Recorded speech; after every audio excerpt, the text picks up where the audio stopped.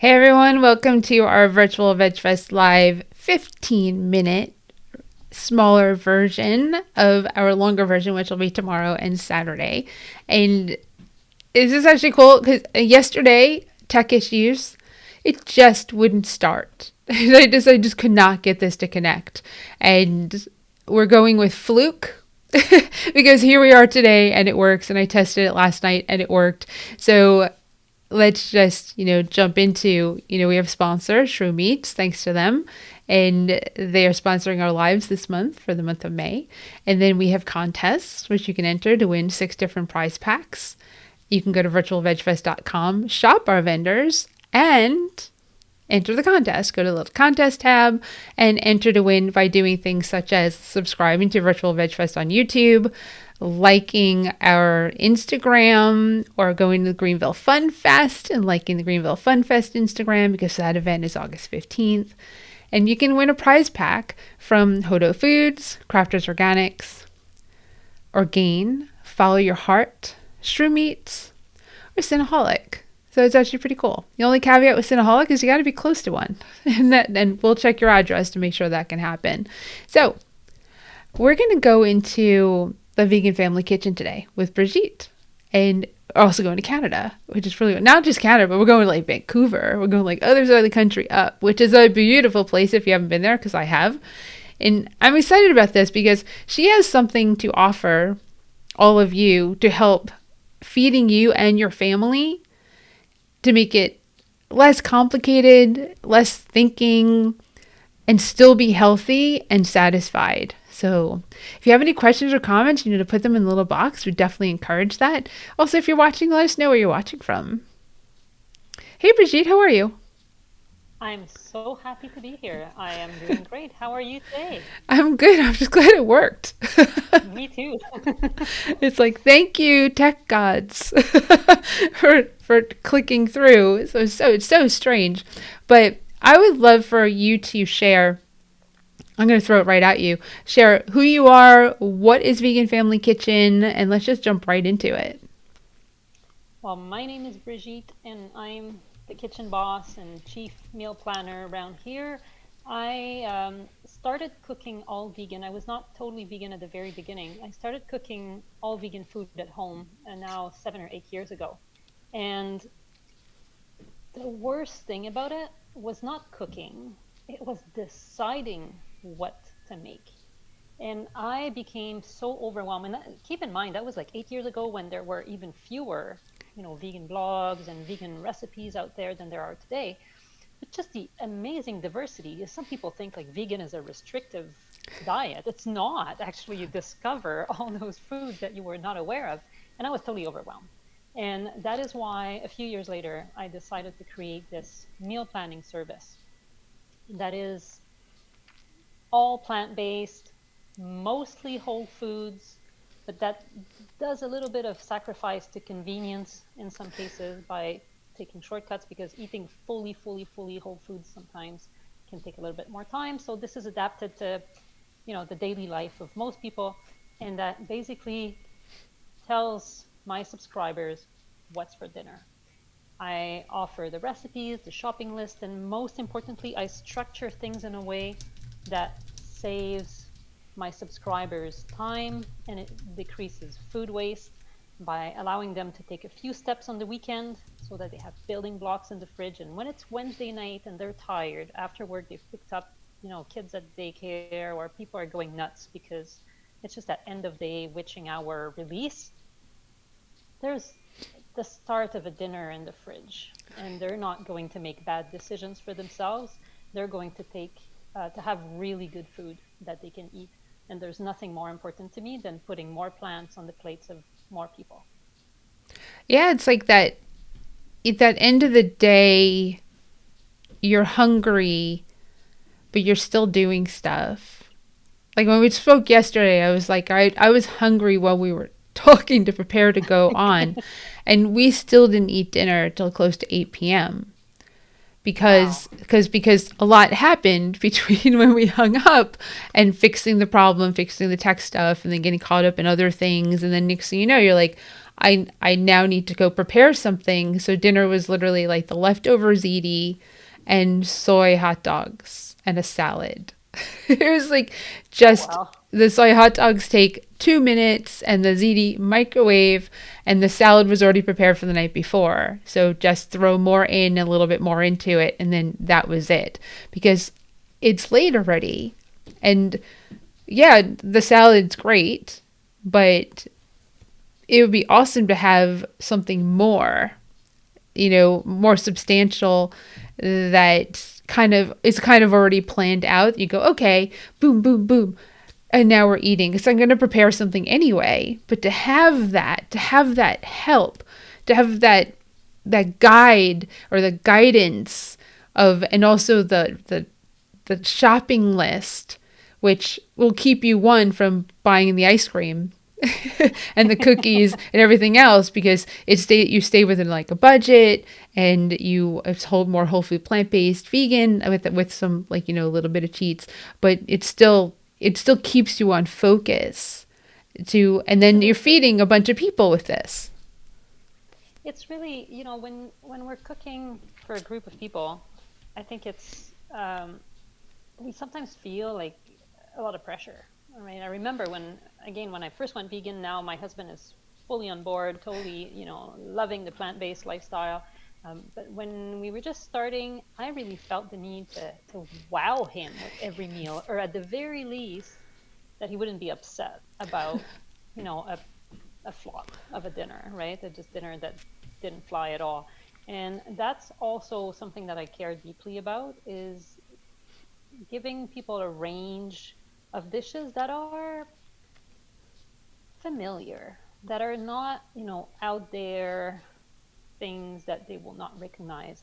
I think, in general, in the Western culinary tradition that we live in today, or culture, we have a number of kind of standard dishes. We have stir fries, we have rice based dishes. Some of them are called risotto, and you can call it the jambalaya, but they're kind of inspired by the same techniques.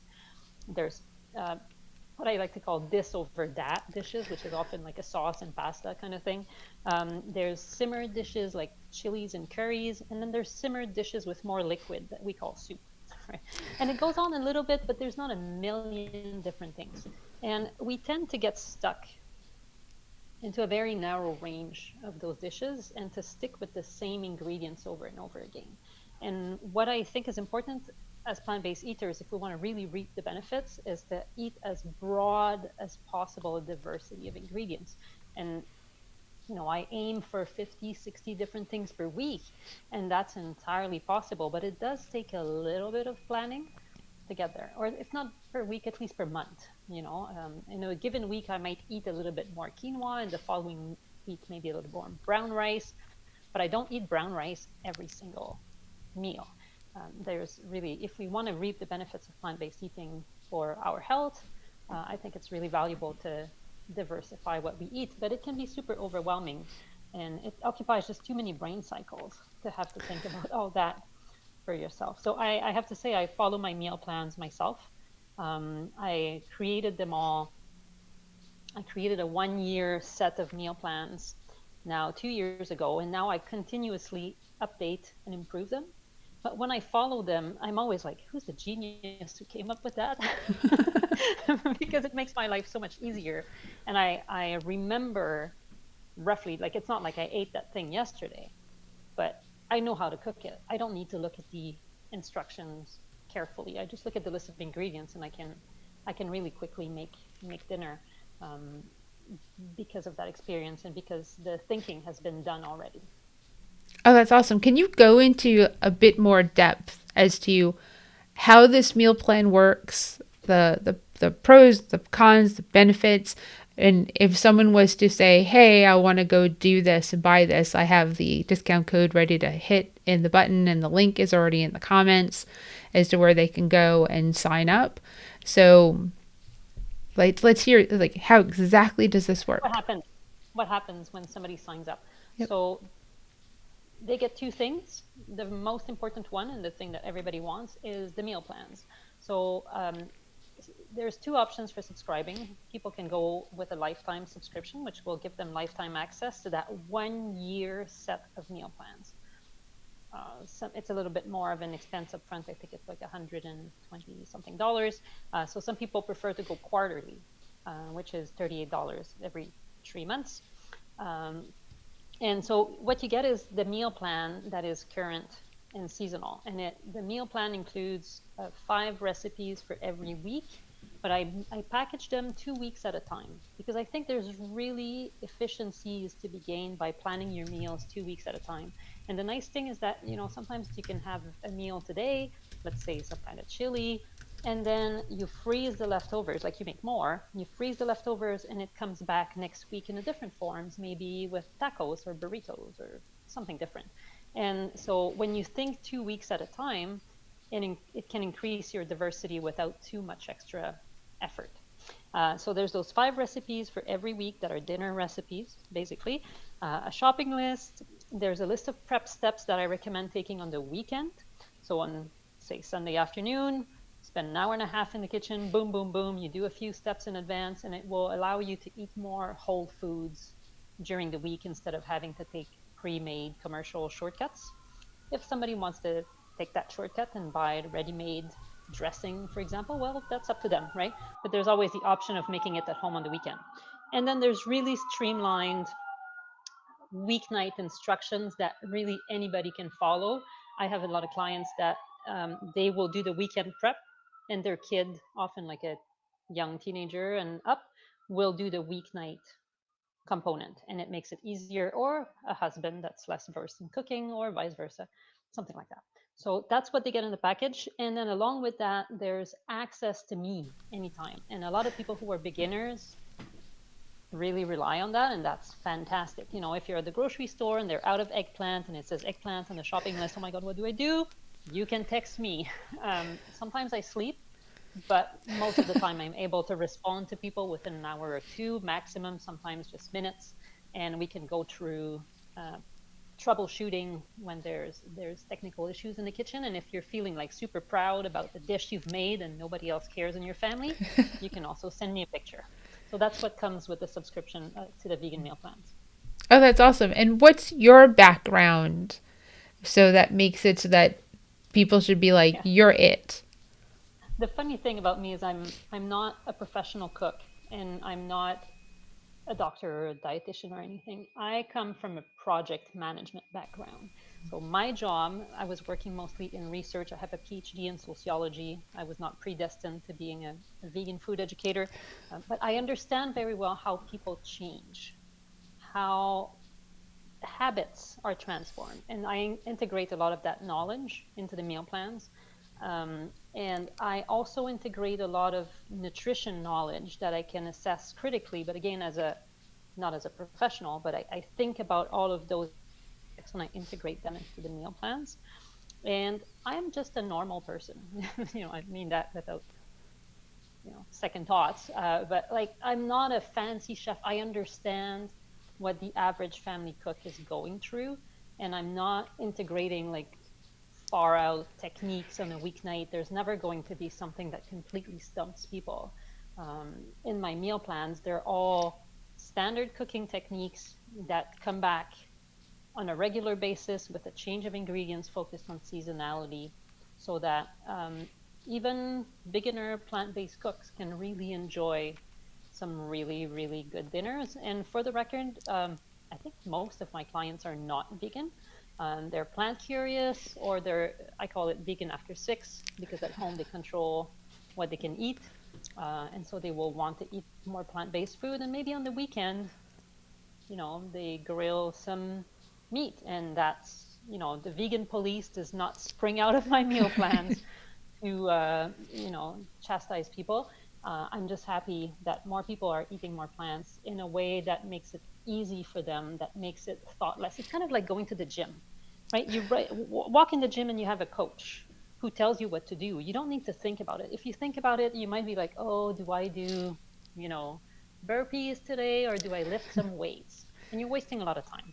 If Or, you or already do I just know go that you gotta home? do Do I just turn exactly. around and do I just go in the hot tub? That sounds like a good plan. But so instead, you can walk in the kitchen and know what you're supposed to do. You don't need to, you know, second guess yourself. Just do it, follow the plan, and I can guarantee it will be awesome. And if, you know, the truth is everybody has a different taste in food, people come from different culinary traditions. If it doesn't work for you, that's fine. I have a 30-day 100% satisfaction guarantee. I love to know why people didn't like the plan. Sometimes it's the lifestyle that doesn't work for them. Sometimes it's the recipes that were just not part of their repertoire. But whatever the reason, people can ask for a refund if it doesn't work. But I'm happy to say that the vast majority of people stick around for many years and love the plans. Yeah, it's you know, everybody's going to eat, and it is much healthier to make and prepare your own food.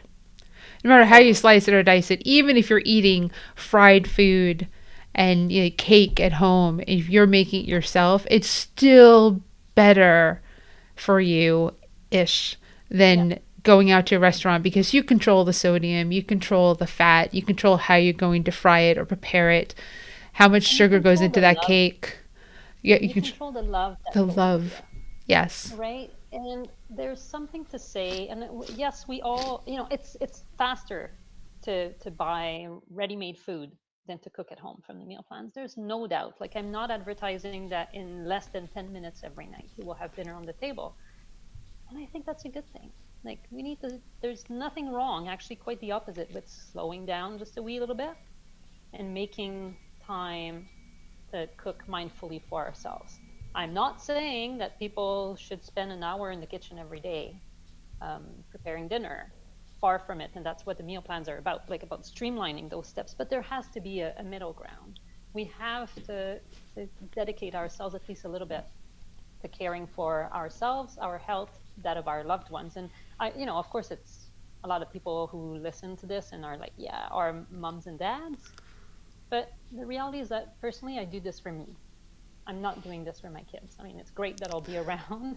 It's great that my kids are learning about good food, but I feel so much better when I'm nourished properly, with, you know, thoughtfully cooked plant-based food. So I hope as many people as possible can also enjoy that at home, whichever way they have it. Can you give a few examples of some of the recipes? Oh, yeah. So there's a sample plan that people can download on the website. And it's called the Planned and Plant-Based Challenge. I can give you the link and you can share it after with the Vegfest extension. And it includes, for example, my personal favorite thing in the world, which is cocoa peanut noodles. Like, it's a stir fry with Asian style noodles and lots of vegetables and a bit of tofu. It's super yummy. I have this approach to making risotto, that doesn't mean standing by the stovetop stirring your risotto for an hour. So there's a shortcut you can take that makes it just as good. And again, you can load it with extra vegetables after. I recommend mushrooms. A personal favorite is basically my mother's bolognese spaghetti sauce, but made vegan. And that's another great opportunity to pack it with all the veggies you can find, whatever is in season. And for some reason, a lot of people love this dish that's on the meal plan in different versions a couple times in the year, is roasted sweet potatoes, you know, the orange ones, more color, more nutrients. Yep. So roasted sweet potatoes with black beans that are just, you know, mildly spiced and seasoned kind of thing, with a cashew cream or nut. I call it a nutty cream because now I diversify quite a bit the nuts that go in it, but let's say cashew cream. And it's so good. But such a simple thing. Every time I make that, my husband is like, what's in this? This is so amazing. It's like, not a whole lot. A lot of love, you know. And Yep. sometimes the simplest things are just the yummiest. Oh, that's awesome. And you're right. People, it's what a great analogy of going to the gym and having a coach. That's like the perfect analogy for this, because a lot of people might be like, well, why do I need your recipes? I could just look it up on the internet and, like, for that one day. But, you know, every day you're eating dinner. Yeah, Every day absolutely. it's a lot of, I mean, and you want diversity. You don't want to get bored with eating. You and because that's when you do jump and go to the popcorn or the snack foods instead of, like, Yeah, making a totally. meal. And You it's don't want you to be doing just burpees. right, exactly. You Not that want to anyone would do that. love yourself enough to nourish your body well enough to flourish and be healthy. Totally. Yeah. And when you do the whole foods plant based, of course, like just there, you're already ahead of the game because you'll help your body not get like potentially, the heart disease, cancer, diabetes, strokes, all those nasty diseases that come with eating an omnivorous diet. So having that little help, that boost, Yeah. just the diversification, you did all the thinking. You did all the thinking. And of course it doesn't mean that Exactly. you can't be like the eggplant example. Well, you can buy zucchini and use I zucchini in have place of eggplant. And if you don't I have know a that, yeah, you're the resource. I have a client who has a CSA box, a box from the farm that she gets and she tries to make it work with the meal plans. And it was around Christmas or November, and she messages me and she's like, "So I know you're asking for beets to make, I don't know, a soup or something. But I don't have any beets in my box, but I have all this cabbage." And I was like, "That's fine. Just follow the same instructions with cabbage." And she's like, "What?" I was like, "Yeah, she made cabbage soup following the exact same instructions, and she made there were roasted beets, I guess, on pasta or something, and she roasted the cabbage and it was absolutely delicious, right?" And I encourage people to bring in those variations to learn how to substitute. And the idea is that after cooking with me with my recipes for about a year, most people can just look at the title and they can wing it on their own. And they will sometimes switch the ingredients, and once in a while they will make a mistake, but it will never be fatal. Like, it will Right. never kill the meal. So it makes a big difference. And what you said reminded me about the gym. When I was just starting that way, and especially when my kids were quite little, I had this job, and in the back burner, I was thinking, what's for dinner? And I would be, taking a break and looking up recipes, maybe on Pinterest. And I would be, oh, that looks good, but I don't have the ingredients, right? Or, oh, that looks good, but that's not going to work for, my husband or my kid or whatever. And it's a lot of brain cycles, like a lot of energy that goes into making those decisions. And I think most of us suffer from decision fatigue. Like, modern life is really intense. We have to decide on stuff all the time. And what if, what's for dinner was not a decision you had to make today? And, sometimes the dinner will be like, wow, I love this. And once in a while, hopefully more rarely, you'll be like, that was all right. And everybody has different tastes, right? Um, but it's always going to be really good for you, and it's always going to be tasty, and it's always going to be made with plants. And your preferences will evolve too at the same time. You discover new things, and maybe the first time you have it, like a kid, right? You're like, oh, that's new, I don't like it. And then the second time you try it, you're like, actually, that's really good. So we have to train ourselves as well to discover new things, but doing so one of my clients says, she tells her kids, well, that's what's on the meal plan. Brigitte says that's what's for dinner, so you gotta eat it. And they're like, okay. And it took away the, like, mother child authority aspect to it. It, like, brought in a third person. I thought that was very creative, and it works for them. So lots of things to do that are fun around food. So those kids are going to their room going, I hate Brigitte. I hate Brigitte. I love Brigitte today. I love her. Exactly. It's not their mom has been taken out of the equation, kind of thing, and they're learning to explore different foods in a context that's not a power relationship. So I think that's kind of cool too. Again, that was not at all the intention when I started the meal plans, but I thought it was a fun thing, to show that it takes you places that you didn't know you'd go, maybe. And that's often a good thing, because we get stuck in a rut with regards to dinner. If you just ask me, if there's no plan for tonight, I'll make those cocoa peanut noodles because I love them, but I shouldn't have that every single day of the week, Right. you know, 30 days a month. So Right. bring in some variety. Even if you change the veggies up or the noodles up, it's still Yeah, no. Yeah. you got to bring in different things. Exactly. Well, that's pretty awesome. And so let's tell people how they can do this. Because I mean, this is great for people who are learning to cook, and and then also for the people that already know how to cook but just want more diversification with their recipes. And of course, like a year's worth of recipes, that's fantastic without having to like go search and find and save and of course the list to go shopping for those recipes each week and having the Totally. resource at their fingertips. I mean, that's like pretty awesome. And the price of that is not expensive. And we've got a 25% off coupon. There you go. Yeah, it comes down even without the coupon. It's like less than $2.50 per week. And a friend of my husband signed up, and she was like, "You're telling me that you're going to tell me what's for dinner for like $2 a week? Are you kidding?" Like, yes, please, right? I think it really takes a big burden away from whoever is the executive chef of the family. I think it really takes a burden off their shoulders.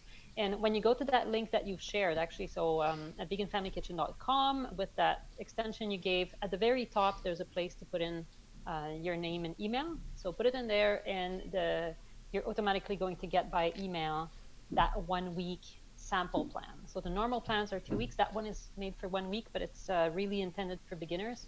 And it gives you a little bit of a kick in the pants as well, to remind you that you're doing this for you and you're totally worth it, and you deserve to eat really well, and it's worth putting in a tiny little bit of effort to make your kitchen life more exciting and more healthful. Yeah, that's perfect. Everyone kind of needs that kick in the pants. And from beginner Oh to yeah. experienced, everyone kind of needs that. And you I love when people do the thinking.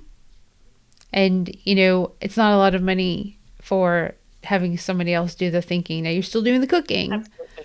but Yeah. you're not doing as much thinking as in regards to, it's like you look at the menus, and of course if something doesn't jive with you, or if you hate a certain food, certain foods I do not eat, like you said, put in the foods that you do. And if you have any questions, you Totally. can help make that work, Hit me up. because yeah, because sometimes it won't work. Like your idea of putting a Yeah. potato in where like, something goes might not be like the best Yeah, a thing. potato is maybe not a good substitute for eggplant, Right. although sometimes maybe that would be fine. But I also have people texting me sometimes, oh, my child is allergic to something or Right. really dislikes XYZ vegetable. Can I make this recipe without the tomatoes or something? And we always find a way. But I think even straight out of the box, the vast majority of people can make the meal plans work as is, without having to add an extra layer of thinking. And I Well, should say also that, sorry, there's a family version of the plans that's made to feed 3 to 5 people, uh, depending on how hungry those people are. And there's a mini plan, because I think when you're either a single or a couple, sometimes it can be tempting to eat more of the same thing all the time, less variety. You come home, you're tired, let's have toast or a bowl of cereal, right. right? And you don't have to do that, because again, you are worth it and you should feed yourself really good food regardless of how many people you're cooking for. And so the mini plan provides suggestions for a more streamlined cooking experience. So usually there's 4 to 6 building blocks for a 2 week period. And those building blocks can be mixed and matched to yield different kinds of dinners. So you don't eat spaghetti with bolognese sauce 5 days in a row because you've made a really big batch of it. So I explain how you can bring some variety. And the mini and the family version are both included in every subscription. So I have people that, when they have more kids at home, they will be cooking from the family, and then the kids are away to summer camps or whatever, they just use the mini plans. So it's all included in every subscription. Oh, that's awesome. Well, thank you. Thank you for thinking of this. I feel like it would be a great help for a lot of people out there.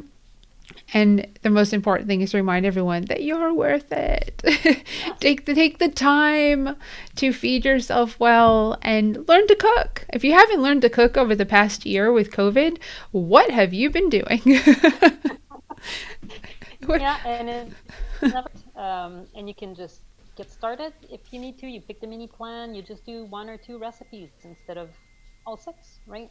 And you mix that into your existing eating pattern, and you get more and more familiar with cooking with plant-based ingredients that come, as close as possible to whole foods.